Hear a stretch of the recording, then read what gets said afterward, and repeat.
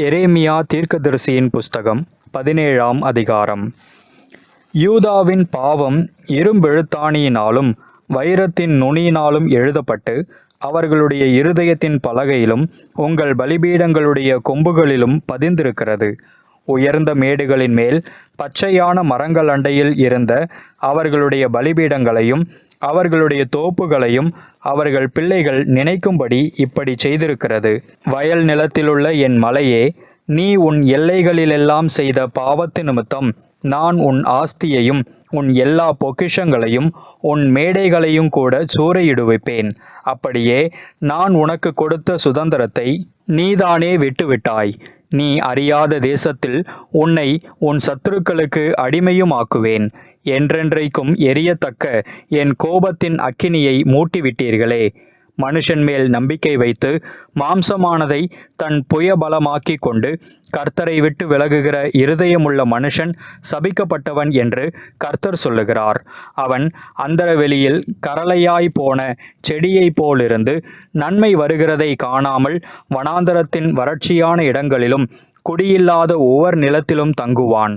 கர்த்தர் மேல் நம்பிக்கை வைத்து கர்த்தரை தன் நம்பிக்கையாக கொண்டிருக்கிற மனுஷன் பாக்கியவான். அவன் தண்ணீர் அண்டையிலே நாட்டப்பட்டதும் கால்வாய் ஓரமாக தன் வேர்களை விடுகிறதும் உஷ்ணம் வருகிறதை காணாமல் இலை பச்சையாயிருக்கிறதும் மழை தாழ்ச்சியான வருஷத்திலும் வருத்தமின்றி தப்பாமல் கனி கொடுக்கிறதுமான மரத்தை போலிருப்பான். எல்லாவற்றை பார்க்கிலும் இருதயமே திருக்குள்ளதும் மகா கேடுள்ளதுமாயிருக்கிறது. அதை அறியத்தக்கவன் யார்? கர்த்தராகிய நானே ஒவ்வொருவனுக்கும் அவனவன் வழிகளுக்கும் செய்கைகளின் பலன்களுக்கும் தக்கதை கொடுக்கும்படிக்கு இருதயத்தை ஆராய்கிறவரும் உள்ளிந்திரியங்களை சோதி தருகிறவருமாயிருக்கிறேன். அநியாயமாய் ஐசுவரியத்தை சம்பாதிக்கிறவன் முட்டையிட்டு அவயங்காத்தும் குஞ்சு பொறிக்காமற் போகிற கவுதாரிக்கு சமானமாயிருக்கிறான். அவன் தன் பாதி வயதிலே அதை விட்டு தன் முடிவிலே மூடனாயிருப்பான். எங்கள் பரிசுத்த ஸ்தானம் ஆதி முதற்கொண்டு உயர்ந்த மகிமையுள்ள சிங்காசனமாயிருக்கிறது. இஸ்ரவேலின் நம்பிக்கையாகிய கர்த்தாவே, உம்மை விட்டு விலகுகிற யாவரும் வெட்கப்படுவார்கள்.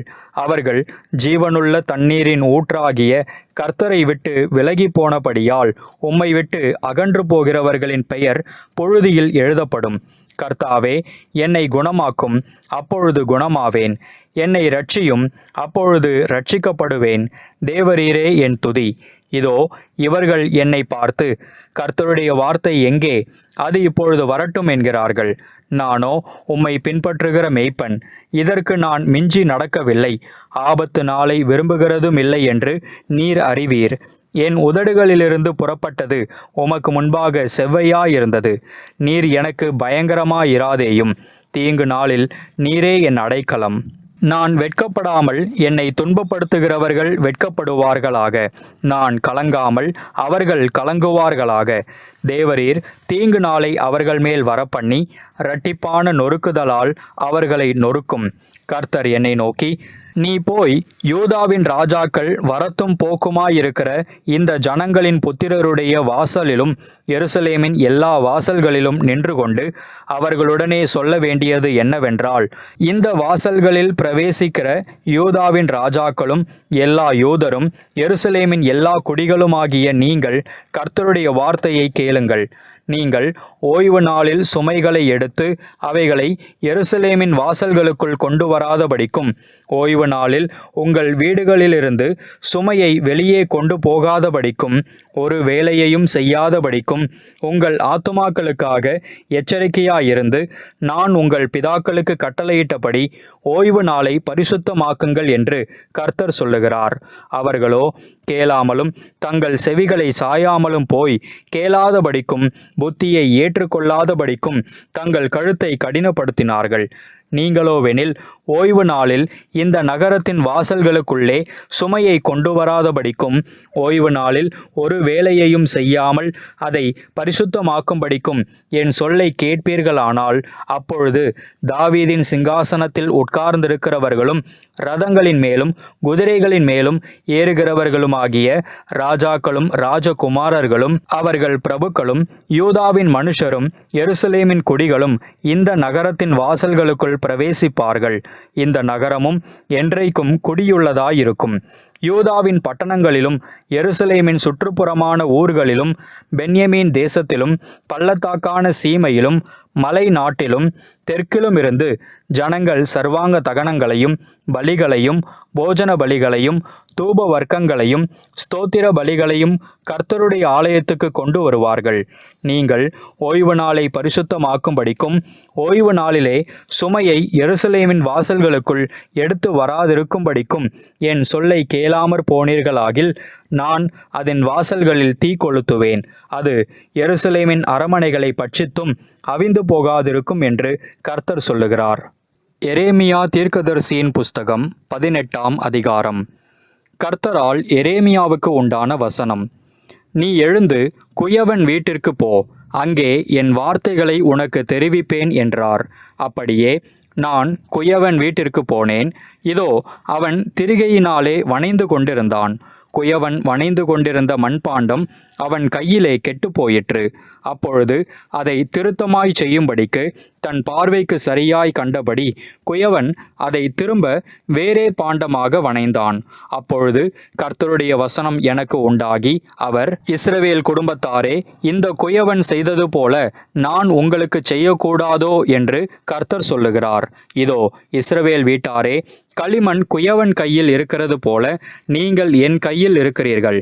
பிடுங்குவேன், இடிப்பேன், அழிப்பேன் என்று நான் ஒரு ஜாதிக்கு விரோதமாகவும் ஒரு ராஜ்யத்துக்கு விரோதமாகவும் சொன்ன மாத்திரத்தில் நான் விரோதமாய் பேசின அந்த ஜாதியார் தங்கள் தீங்கை விட்டு திரும்பினால் நானும் அவர்களுக்கு செய்ய நினைத்த தீங்கை செய்யாதபடிக்கு மனம் மாறுவேன். கட்டுவேன், நாட்டுவேன் என்றும் ஒரு ஜாதியையும் ஒரு ராஜ்யத்தையும் குறித்து நான் சொல்லுகிறதும் உண்டு.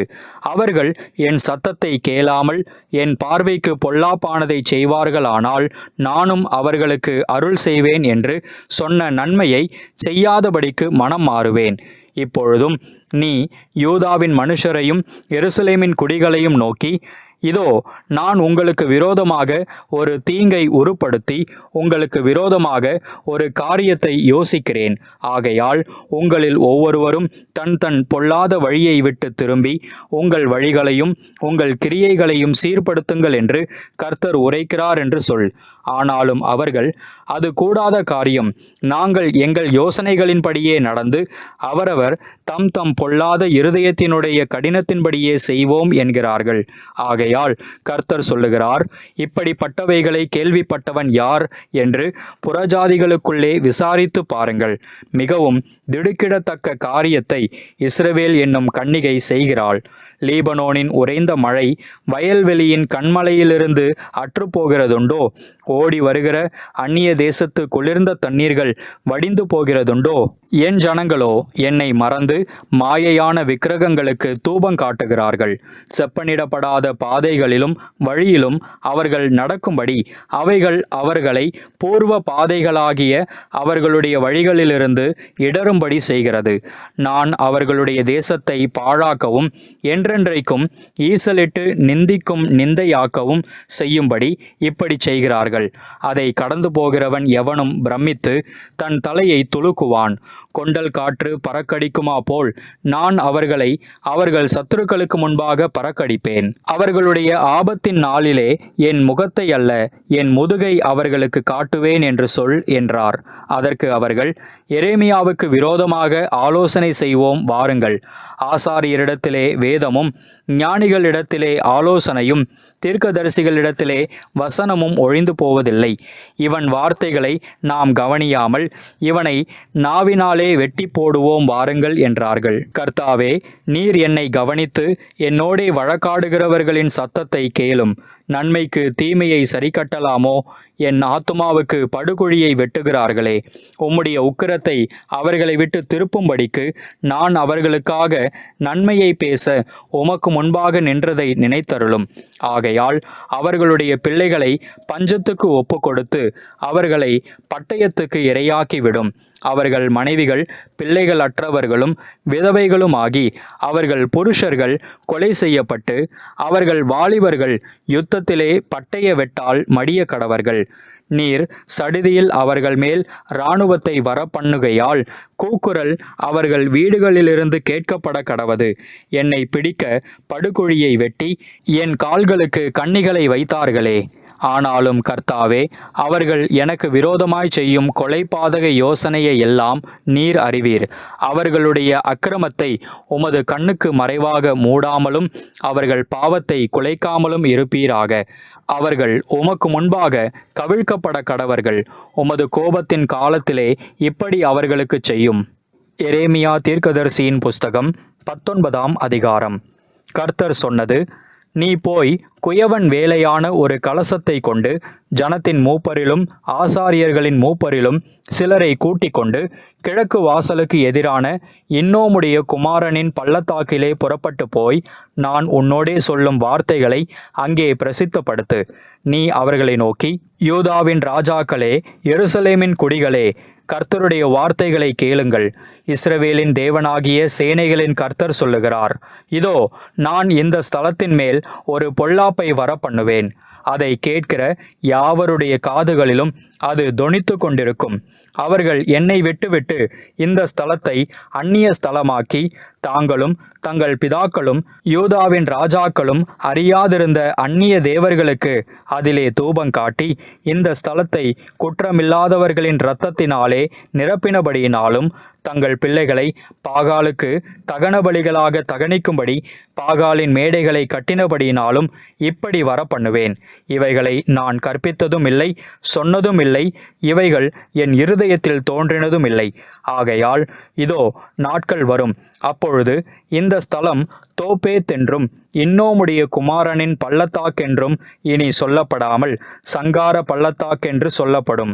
அப்பொழுது நான் யூதாவுக்கும் எருசலேமுக்கும் கொண்டிருந்த ஆலோசனையை இந்த ஸ்தலத்திலே வெறுமையாக்கி அவர்கள் சத்துருக்களுக்கு முன்பாக அவர்களை பட்டயத்தினாலும் அவர்கள் பிராணனை வாங்க தேடுகிறவர்களின் கையினாலும் விழப்பண்ணி அவர்கள் பிரேதங்களை ஆகாயத்து பறவைகளுக்கும் பூமியின் மிருகங்களுக்கும் இரையாக கொடுத்து இந்த நகரத்தை பாழாகவும் ஈசலிட்டு நிந்திக்கிற நிந்தையாகவும் வைப்பேன். அதை கடந்து போகிறவன் எவனும் பிரமித்து அதன் எல்லா வாதைகளின் நிமித்தமும் ஈசலிடுவான். அவர்களுடைய சத்துருக்களும் அவர்கள் பிராணனை வாங்க தேடுகிறவர்களும் அவர்களை இறுக பிடிக்கப் போகிற முற்றுகையிலும் இடுக்கத்திலும் நான் அவர்களை தங்கள் குமாரரின் மாம்சத்தையும் தங்கள் குமாரத்திகளின் மாம்சத்தையும் தின்ன பண்ணுவேன்.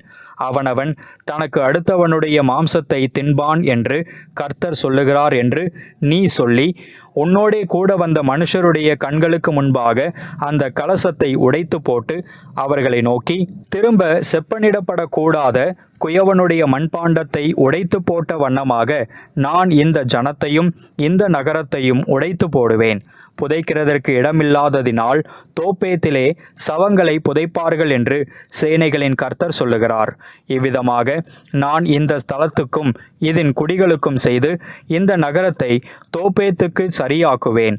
எந்த வீடுகளின் மேல் வானத்தின் சகல சேனைக்கும் தூபம் காட்டி அந்நிய தேவர்களுக்கு பானபலிகளை வார்த்தார்களோ அந்த வீடுகளாகிய எருசலேமின் வீடுகளும் யூதாவுடைய ராஜாவின் வீடுகளும் தோப்பேத் என்கிற ஸ்தலத்தை போல் தீட்டுப்பட்டவைகளாயிருக்கும் என்று கர்த்தர் சொல்லுகிறார் என்று சொல் என்றார். பின்பு எரேமியா கர்த்தர் தன்னை தீர்க்கதரிசனம் சொல்ல அனுப்பின தோப்பேத்திலிருந்து வந்து கர்த்தருடைய ஆலயத்தின் பிராகாரத்திலே நின்று கொண்டு எல்லா ஜனங்களையும் பார்த்து, இதோ, நீங்கள் என் வார்த்தைகளை கேளாதபடிக்கு உங்கள் கழுத்தை கடினப்படுத்தினபடியினால் நான் இந்த நகரத்துக்கு விரோதமாய் சொன்ன எல்லா தீங்கையும் இதன் மேலும் இதற்கடுத்த பட்டணங்களின் மேலும் வரப்பண்ணுவேன் என்று இஸ்ரவேலின் தேவனாகிய சேனைகளின் கர்த்தர் சொல்லுகிறார் என்றான். எரேமியா தீர்க்கதரிசியின் புஸ்தகம் 20ஆம் அதிகாரம். எரேமியா இந்த வார்த்தைகளை தீர்க்கதரிசனமாக சொல்லுகிறதை ஆசாரியனான இம்மேருடைய குமாரனும் கர்த்தருடைய ஆலயத்து பிரதான விசாரணை கர்த்தனுமாகிய பஸ்கூர் கேட்டபோது எரேமியா தீர்க்கதரிசியை பஸ்கூர் அடித்து அவனை கர்த்தருடைய ஆலயத்திலே பென்யமீன் கோத்திரத்தாரைச் சேர்ந்த மேல் வாசலில் இருக்கும் காவலறையிலே போட்டான். மறுநாளிலே பஸ்கூர் எரேமியாவை காவல் அறையிலிருந்து வெளியே போகவிட்டான். அப்பொழுது எரேமியா அவனை நோக்கி, கர்த்தர் உன்னை பஸ்கூர் என்று அழைக்காமல் மாகோர் மீசாபீப் என்று அழைக்கிறார். மேலும் கர்த்தர், இதோ நான் உன்னையும் உன் எல்லா சிநேகிதரையும் பயத்துக்கு ஒப்புக்கொடுக்கிறேன். உன் கண்கள் காண இவர்கள் சத்துருக்களின் பட்டயத்தால் விழுவார்கள். யூதா அனைத்தையும் நான் பாபிலோன் ராஜாவின் கையில் ஒப்புக்கொடுப்பேன். அவன் அவர்களை சிறைப்பிடித்து சிலரை பாபிலோனுக்கு கொண்டு போய் சிலரை பட்டயத்தால் வெட்டி போடுவான். இந்த நகரத்தின் எல்லா பலத்தையும் அதன் எல்லா சம்பத்தையும் அதன் அருமையான எல்லா பொருள்களையும் யூதா ராஜாக்களின் எல்லா பொக்கிஷங்களையும் நான் அவர்கள் சத்துருக்கள் கையில் ஒப்புக்கொடுப்பேன். அவர்கள் அவைகளை கொள்ளையிட்டு பாபிலோனுக்கு கொண்டு போவார்கள்.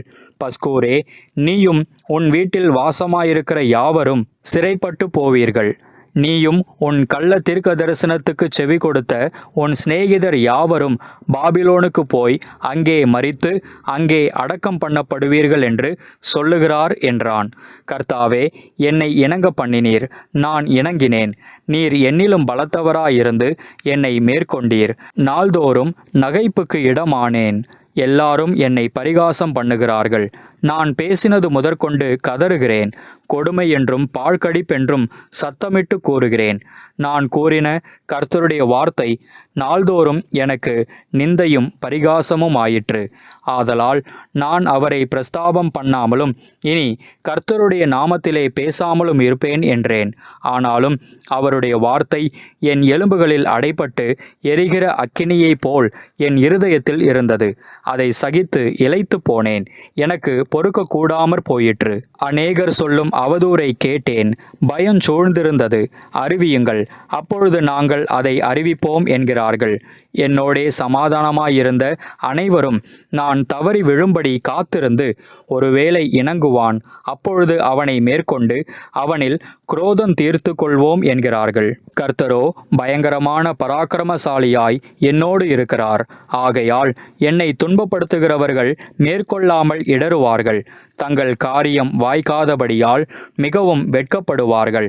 மறக்கப்படாத நித்திய லட்சை அவர்களுக்கு உண்டாகும்.